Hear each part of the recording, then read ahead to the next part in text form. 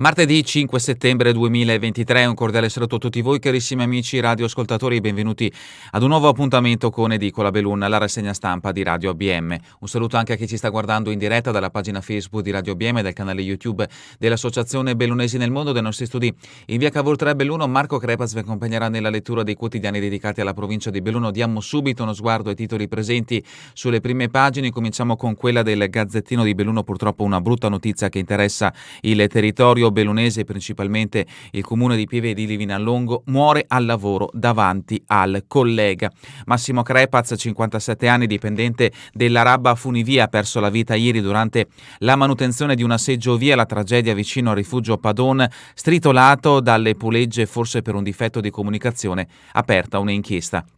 Stritolato dalle pulegge della seggiovia è morto così Massimo Crepaz, 57 anni, dipendente della società che gestisce l'impianto di risalita del Padon nel comprensorio della Marmolada, la Rabba Funivie. Con lui c'era un collega che, assistito impotente, ha chiamato i soccorsi. Sul posto è arrivato il Pelican del servizio d'emergenza del Trentino Alto Adige, ma al medico non è rimasto che constatare il decesso e l'elicottero è rientrato alla base. Per il recupero del corpo imprigionato tra funi e pulegge è stato necessario l'intervento del soccorso alpino, l'approfondimento di Longhi.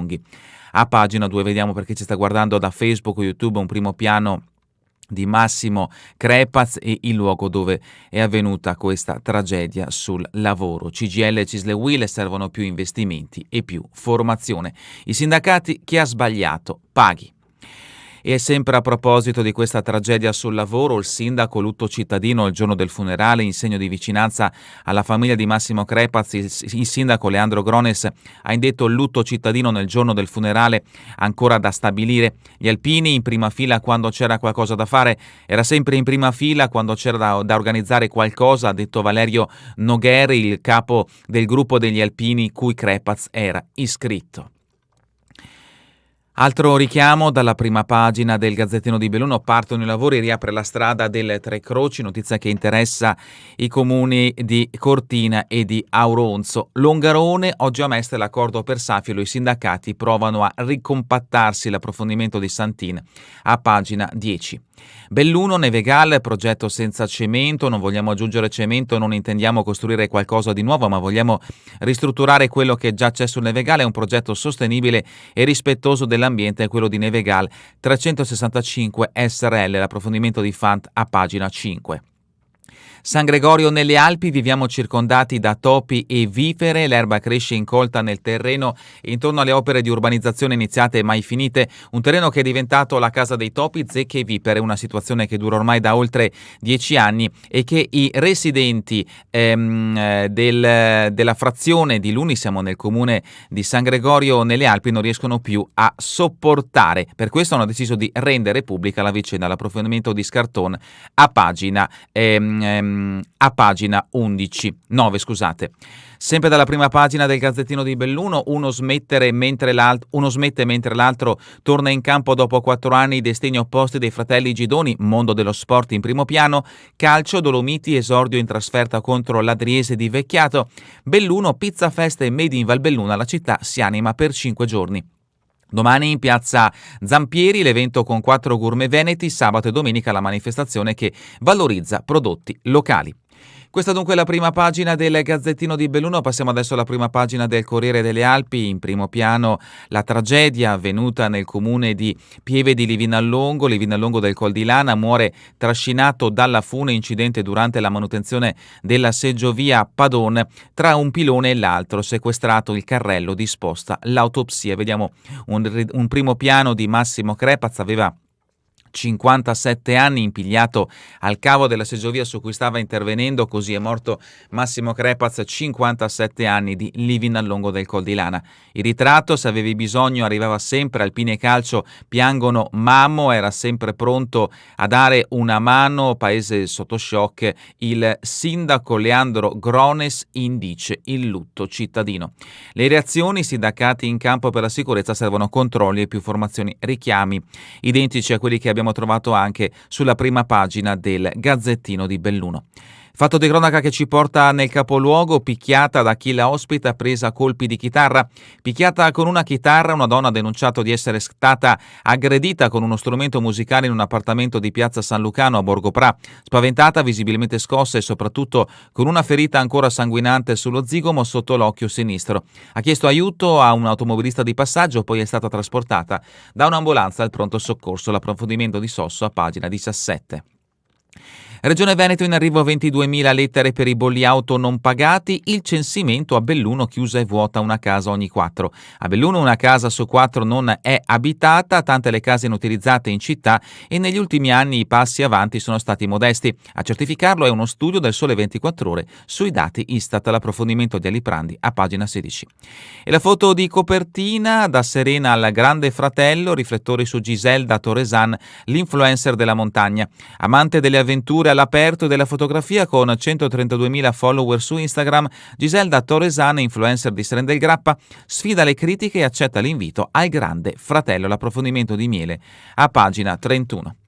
Questa dunque è la prima pagina del Corriere delle Alpi. Addentriamoci all'interno del Gazzettino, poi proseguiremo con il Corriere delle Alpi. La notizia in primo piano ci porta a Livinallongo del Col di Lana, la tragedia sul Padon, lavora su un pilone, muore operaio 57enne. Massimo Crepaz stava eseguendo una manutenzione sulla seggiovia chiusa quando la fune è entrata in funzione e lo ha trascinato sotto le pulegge. Tragedie così non dovrebbero capitare, non trovo le parole per esprimere il dolore mio personale e quello della comunità alla famiglia. Ha un filo di voce Leandro Agrones, il sindaco di Livinallongo del Col di Lana, pochi minuti dopo aver appreso la tragedia che si è consumata poco sotto al rifugio Padona, al pilone numero 13 della seggiovia che sale dalla Capanna Billi. Su quel pilone, in località Monta Auta de Ornella, verso le 10.30, ha trovato la morte Massimo Crepaz, 57 anni, un cuore grande così, sempre in prima fila quando c'era da aiutare qualcuno. Era sposato con Pierina Foppa, ex consigliera comunale, aveva 2 figlie, Simona e Marzia, e un nipotino che adorava, Romeo. La dinamica: Massimo Crepaz era dipendente della società Araba Funivie e stava eseguendo alcuni interventi di manutenzione sull'impianto fermo da sabato. Si trovava all'interno di un cestello metallico agganciato alla fune che gli consentiva di intervenire sugli ingranaggi della rulliera da vicino. Con un collega era in contatto con un terzo operatore a valle incaricato di far partire o bloccare la fune a seconda delle necessità dell'intervento. Non è chiaro cosa sia successo, forse un difetto di comunicazione, ma ad un certo punto la fune è entrata in funzione trascinando Massimo Crepaz tra le pulegge. Quando l'impianto è stato bloccato, per Crepaz non c'era più nulla da fare. Inutile l'arrivo del Pelican, del servizio di emergenza del Trentino Alto Adige, per recuperare il corpo straziato di Massimo Crepaz. È stato necessario l'intervento dei volontari del soccorso alpino. Sul posto i tecnici dello Spisal, dell'USL 1 Dolomiti e i carabinieri che hanno raccolto tutti gli elementi utili a far luce sulla dinamica esatta della tragedia per stabilire le responsabilità della morte del 57enne. Massimo Crepaz era molto esperto, eseguiva questo tipo di interventi da anni e per chi lo conosceva è difficile ipotizzare una sua imprudenza, una sua anche parziale responsabilità in quanto accaduto. Il precedente: come se su Massimo Crepaz il destino si fosse accanito negli anni '80, perse il papà, dipendente di ANAS, in un incidente sul lavoro, venne coinvolto in un incidente con un camion a Salesei. La data del funerale non è ancora stata fissata, si attende che la procura dia il nulla osta dopo la sepoltura, dopo gli accertamenti di rito che verranno eseguiti in sede di autopsia. Per quel giorno sarà proclamato il lutto cittadino, un modo per la comunità di esprimere la vicinanza alla famiglia. L'articolo a firma di Giovanni Longhi. Lo avete sentito, la vittima lascia la moglie, 2 figli e un nipotino. Lutto cittadino il giorno in cui verrà celebrato il funerale. I sindacati denunciano un elenco senza fine: chi ha sbagliato paghi. CGIL e Cisle Uil concordano sulla necessità di maggiori controlli, formazione, investimenti e pene più severe per chi trasgredisce. L'altro lutto: Malore scendendo dal rifugio Laresei, muore sotto gli occhi della moglie. Erano da poco passate le 13 ieri quando è scattato l'allarme per un escursionista colto da malore all'altezza di Forcella Pradazzo mentre con la moglie e una coppia di amici stava scendendo dal rifugio Laresei. Il primo a mettere in atto le manovre di rianimazione di G.B, queste le sue iniziali, 79 anni, di Castel Guglielmo, un medico casualmente sul posto. Purtroppo inutili i tentativi. Siamo a pagina 5, nessun aiuto, la Gran Fondo del Dragone finisce qui, ciclisti da tutta Italia, ma in centro città quasi tutto chiuso, scoppia la polemica. Il futuro del Colle, niente cemento, sistemiamo gli hotel, i dettagli del progetto, i nomi degli investitori e la provenienza dei fondi svelati dall'amministratore della società Nevegal 365, la Iacchi parla di un piano a basso impatto ambientale che partirà da impianti e acquisizione degli alberghi dismessi. La crescita, la crisi è finita, le case si vendono a 1.200 euro al metro quadrato. Daniele Ciani guida l'associazione dei proprietari, località riscoperta dopo il Covid. Il mercato immobiliare sul Colle in crescita, si vende a 1.000-1.200 euro al metro quadrato. Daniele Ciani, presidente dell'associazione proprietari di case del Nevegal e agente immobiliare sul Colle, traccia la fotografia degli immobili e il loro valore. Siamo a pagina 7, ancora dal capoluogo, Made in Valbelluna, in piazza 50 espositori, nel fine settimana torna in centro la manifestazione con le Proloco. Altro evento, un quartetto di gourmet ed è Pizza Fest, domani in piazza Zampieri, organizzata dai titolari della Fenice. Siamo a Feltre con pagina 8, incrocio di Zermene, il progetto è vicino, lavori in primavera. L'attesa dovuta anche alla necessità di non aggiungere nuovi cantieri a quelli già operativi a Ponte e Formegan. A Feltre un caffè sospeso per gli anziani del centro servizi, l'iniziativa giovedì 21 nella giornata mondiale dell'Alzheimer. Ancora da Feltre, pallavolo Feltre Club storico della città, allenamenti a fiera per fare gruppo. Rimaniamo nel Feltrino, San Gregorio nelle Alpi, degrado, topi e sporcizia a Luni. I residenti della frazione, esasperati da una situazione che si trascina da 10 anni attorno a un terreno abbandonato, l'area è privata, il comune dice di non poter intervenire, zecche, vipere, fango e sassi, se piove siamo preoccupati. Feltre, borsa di studio e ponti tibetani per costruirsi un futuro, curiosa opportunità per Elisabetta Vettoretto, una 22enne feltrina. E continuiamo con le notizie che riguardano il territorio bellunese. Siamo a Longarone, Safilo, è l'ora di superare le divisioni. Stefano Zanoni, segretario regionale della FEMPCA CISL, parla alla vigilia della firma dell'accordo previsto oggi a Mestre. Per il bene dei lavoratori vale la pena andare oltre le singole posizioni e ricucire lo strappo con la CGIL. Nel referendum della scorsa settimana l'83% dei 318 votanti si era espresso a favore. Sospirolo, morto sul Monte Sperone, resta un mistero la causa del tragico volo dal sentiero. E ancora da Longarone, nel mese di agosto 25.000 mezzi al giorno sulla strada. Macrodati di ANAS sui flussi estivi del turismo, interessati rilevazioni sulla statale 51 di Alemagna. Siamo a Cortina d'Ampezzo, viabilità, da oggi i lavori, riapre subito la strada del Passo Tre Croci. Ancora da Cortina, Guardia di Finanza, Lorandi al comando, Perrone va a Roma. Ancora Cortina, San Savini porterò al Codivilla l'eccellenza della sanità. Parla il presidente di GVM, azienda che opera in tutto il mondo e che gestirà e ristrutturerà l'ospedale Ampezzano.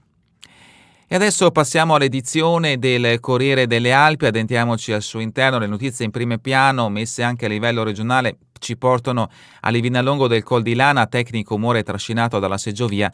Massimo Crepaz, 57 anni, stava operando sulla Padon 1 alla manutenzione delle rugliere, accertamenti in corso su una mancata comunicazione o su un aggancio sbagliato. Nel cerchio rosso che evidenziamo e nella foto a destra la seggiovia Padon 1 dell'incidente mortale. L'impianto di risalita porta dai colli alti di Ornella, siamo a 2187 metri, al passo Padona a 2370 nel comprensorio Arabba Marmolada. Calcio Anai Paese, piangono Mamo, se c'era bisogno lui arrivava sempre, nel Fodom giocava come mediano prima di diventare allenatore, alla festa alpina del Col di Lana saliva prima per accogliere gli altri. Mamo, un concittadino speciale, Livinallongo ha proclamato il lutto, il sindaco Grones va alla famiglia per portare il cordoglio della comunità, una persona squisitissima. Era il mister della femminile, ragazze sconvolte, smessa la maglia del calciatore, Mamo era rimasto un punto di riferimento per la grande famiglia del calcio Fodomo, una passione che ha portato ad allenare le ragazze del paese sul campo di Freine. Ieri per tutte loro la notizia della tragedia è stata un colpo durissimo. I sindacati mobilitati chiedono controlli e più formazione, prezzo inaccettabile. UIL, CISL e CGIL, il lavoro non può valere una vita. Il PD preme sull'osservatorio sicurezza. E vediamo appunto l'elicottero ieri ad Arabba e il cavo di una funivia. Belluno maglia nera per l'incidenza di morti sul lavoro e dati INAIL, quella di Massimo Crepas che vediamo in foto non è una tragedia isolata. Purtroppo nel 2022, secondo la ricerca effettuata dall'Osservatorio Sicurezza di Vega e Engineering sui dati INAIL, la provincia di Belluno ha rimediato alla maglia nera in Veneto per il tasso di incidenti mortali sulla platea di lavoratori. La classifica regionale consegna a Belluno, ottava in Italia, il triste primato con 9 decessi su 85.809 occupati, per un indice di rischio calcolato pari a 69,9, quasi il doppio del dato veneto fermo a 35,6. L'anno precedente l'indice era fermo a 23. 6 morti si sono verificati durante l'orario di lavoro e 3 nel tragitto tra casa e lavoro. Se si guarda invece agli incidenti sul posto di lavoro, il bellunese è passato dai 2 casi del 2021 a 6 dello scorso anno, con un incremento del 200%. Anche l'Ospital di Belluno nel 2022 ha avviato 71 inchieste per infortuni su richiesta del 118 o su delega della Procura. Continuiamo con le notizie che riguardano la provincia di Belluno. Una casa su 4 vuota e chiusa a Belluno, fanalino a livello nazionale. Il Sole 24 Ore pubblica i dati del censimento delle abitazioni. Gamba, troppe le cause, la soluzione non si trova. Per chi affitta, tassazione agevolata dalla cedolare secca, come previsto il bonus 110% non ha funzionato.